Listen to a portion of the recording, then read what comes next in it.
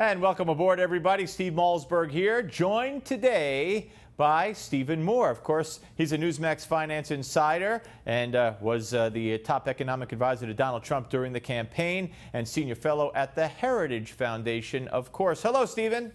Hi, Steve. Good to be with you. Well, great to talk to you, especially at this very important time. Procedural vote coming up on the health care bill in the Senate. We have 4, maybe 5, maybe 3, whatever senators that are going to vote against this. Some are even going to vote against debating it. Talk about the bill. Is this a bill that you would like to see become law?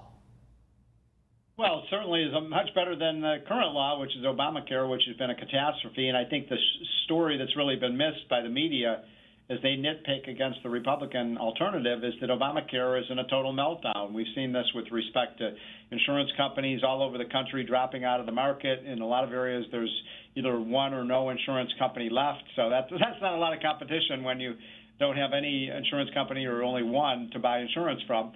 We've seen a doubling of the insurance premiums over the last 3 or 4 years, according to CMS, which is not Heritage Foundation or some conservative organization, but rather the government's own numbers say that Obamacare is costing more and people have fewer and fewer options. So what we want to do with Obamacare repeal and replace law is provide consumers with lots of competition, lots of choices in terms of the health care that's tailor-made to what they need. All right, but you know the talking points for the left because you've been on the other side of them all day and last night as well on TV all over the place. And they say 25 million people, 22 million people, according to the CBO report, will not have or will lose their health care by the year in the next decade, about 9 or 10 years. And the answer to that?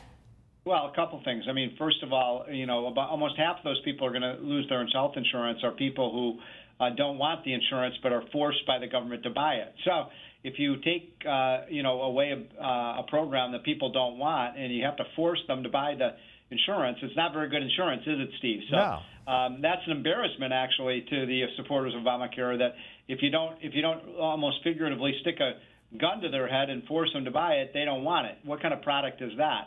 Not too many companies like McDonald's or Google have the authority for the government to force you to buy their product.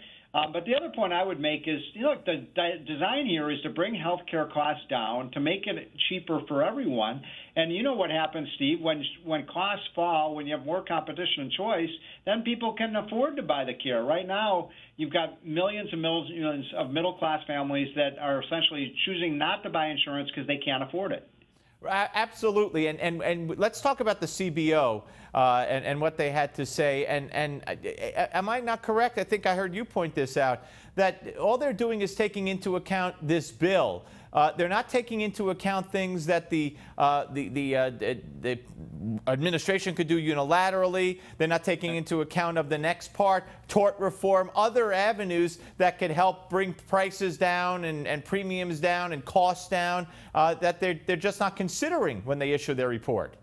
You're exactly right. And they don't take into account the fact that prices will be lower.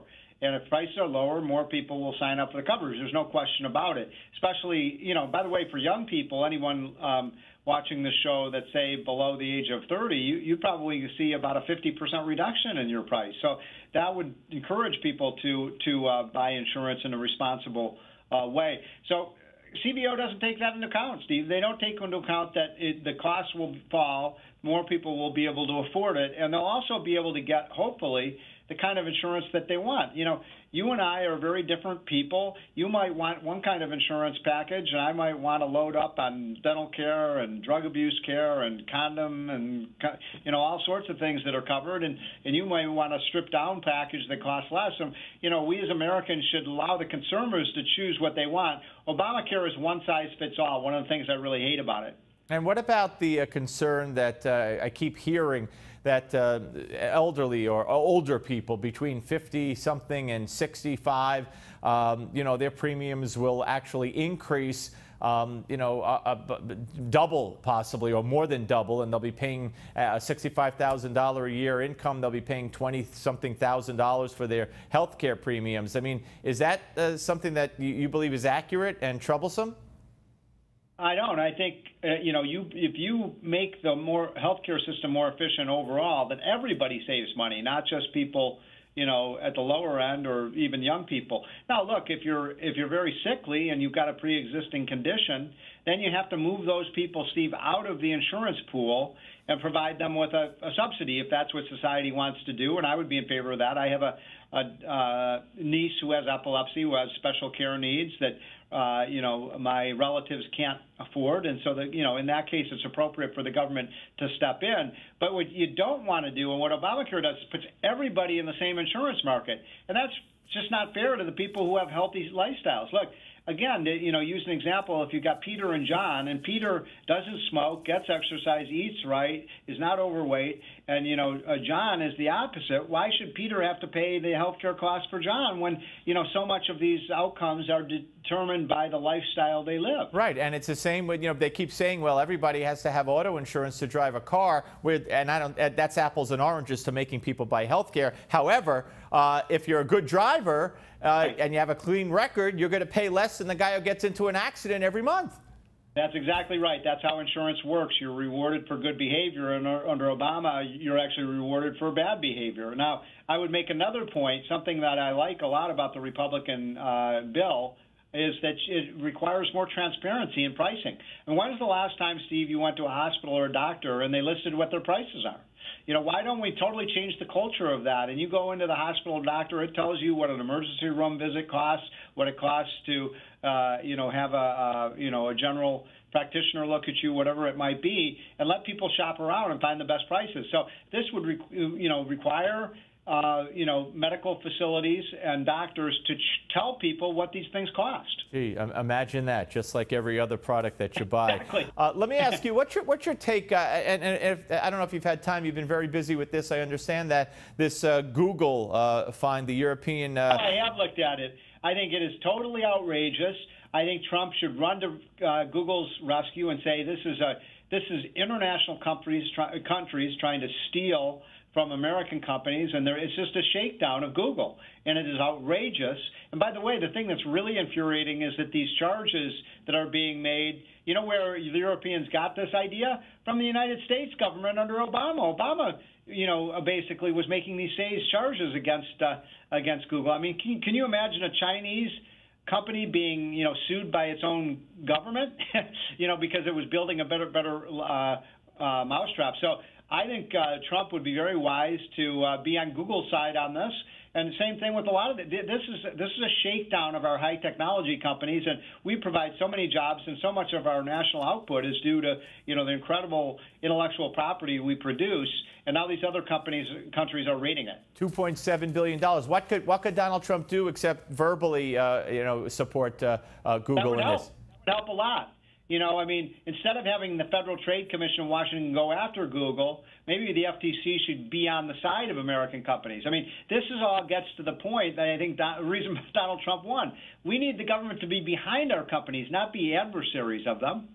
And a study has been done, actually several studies have been done more recently, talking about the $15 minimum wage. Now, you and I have discussed this long before these minimum wages actually went into law in, for instance, Seattle. We see what's happening with McDonald's now. McDonald's is having these automated ordering stations and whatnot. Other companies are sure to follow. And I think it found that the $15 an hour worker now in Seattle is losing an average of $125 a month because of the increased wage. So go figure that out. But that's exactly what you said would happen.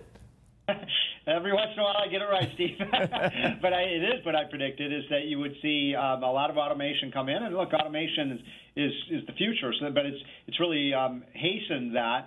And it means that young people, 15, 16, 17, 18-year-olds are having a harder time finding a job. I find that the biggest victims of the minimum wage are young workers who are essentially priced out of a job. And I remember my first job was minimum wage, $2.10 an hour. But you learn a lot from your first job, and we want to encourage young people, to get into the workforce, not stay out of the workforce. And minimum wage really deters that. Right. And this fallacy, one more here for you, Steve. This fallacy, the way people talk about the living wage and these McDonald's workers, et cetera, fast food workers. nobody goes into a career in McDonald's and is supporting a family of 2 or 3 or 4 or 5. It's an entry-level job. Unfortunately, the economy just didn't do very well under Obama, so a lot of people had to live on a minimum wage. I mean, on a McDonald's wage, and what that means is we have to start creating in this country, the higher-paying jobs. Steve, to get growth back, to get taxes down, to fix Obamacare. Healthcare costs are a major reason why a lot of workers don't get raises now, because the raise they would have got go to paying the higher cost for health care. So, what we need, look, I'm all in favor of higher wages. I want American workers to be the highest wage workers in the world. I want everybody to make $100 an hour. But the way that is not to mandate it from the government, right, but to get our act together and make America competitive and great again by bringing jobs back to the United States. Stephen Moore, great to talk to you, sir. Keep up the good fight.